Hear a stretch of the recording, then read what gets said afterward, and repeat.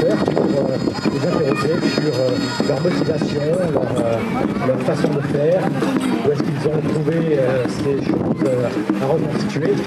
Donc c'est un voyage un petit peu initiatique qu'on propose, un voyage dans l'Antiquité. Alors en fait, vous avez un groupe de musique qui est composé en fait de deux entités. La première, c'est Musica Romana, donc qui vient du partenaire de depuis le 19e endroit, dans une journée avec le cours archéologie. Donc les cultes de compositeurs vont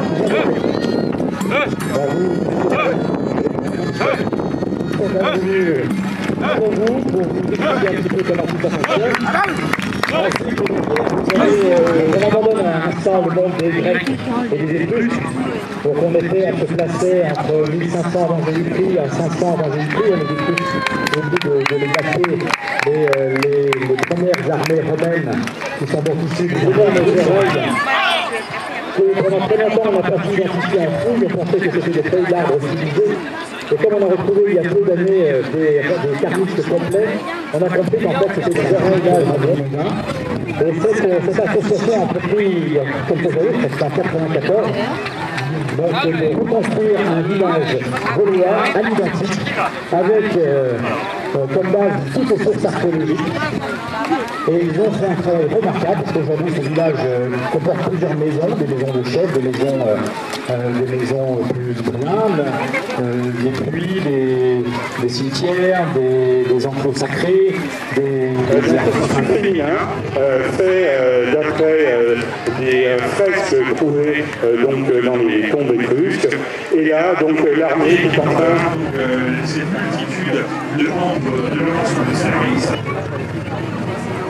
Donc notre roi, tacticien,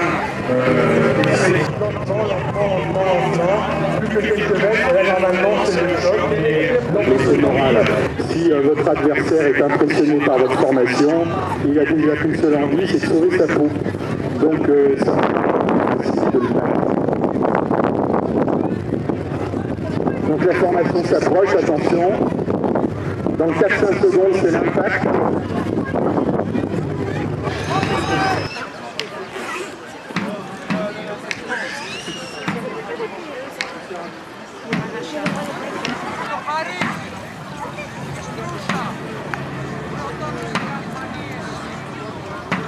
Il faut savoir qu'à l'époque, tous les transports de marchandises aussi abritaient ce lieu pour qu'ils protègent les pirates, et notamment autour de l'île de Sicile. À l'époque, c'était un vrai repère de pirates, notamment les pirates de Carthagène.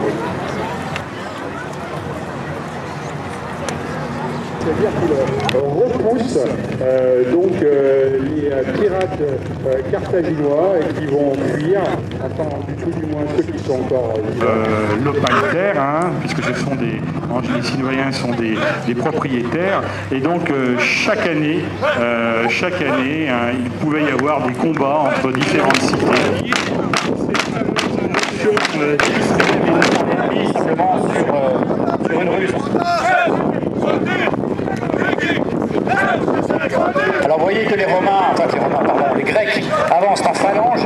On vous en a parlé tout à l'heure, mon camarade vous a expliqué quelle était cette tactique militaire qui consiste à former un mur de boucliers, ces boucliers ronds qui doivent se chevaucher et qui ont un petit peu tendance à déporter les guerriers vers la droite, sur le côté qui est donc protégé. Et ce qu'on appelle donc voilà la fuite. Les guerriers, se rangent dans colonne, en ligne. Tout à l'heure, les Étrusques, il y avait d'autres, il y avait les Sarpéliens, les Samnites, les Ombriens. Donc toutes ces populations ont été...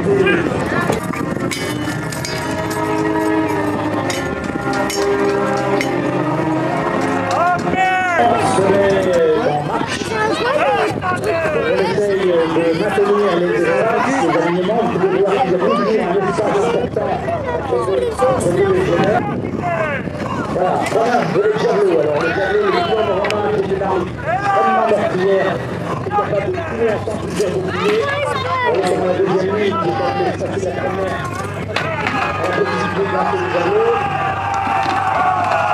La première ligne avez un certain nombre de derniers Gaulois sur le carré.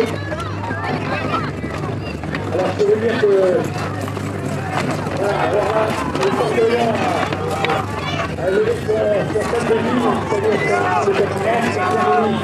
C'est un ordre officiel qui a permis aux ailes romaines d'envelopper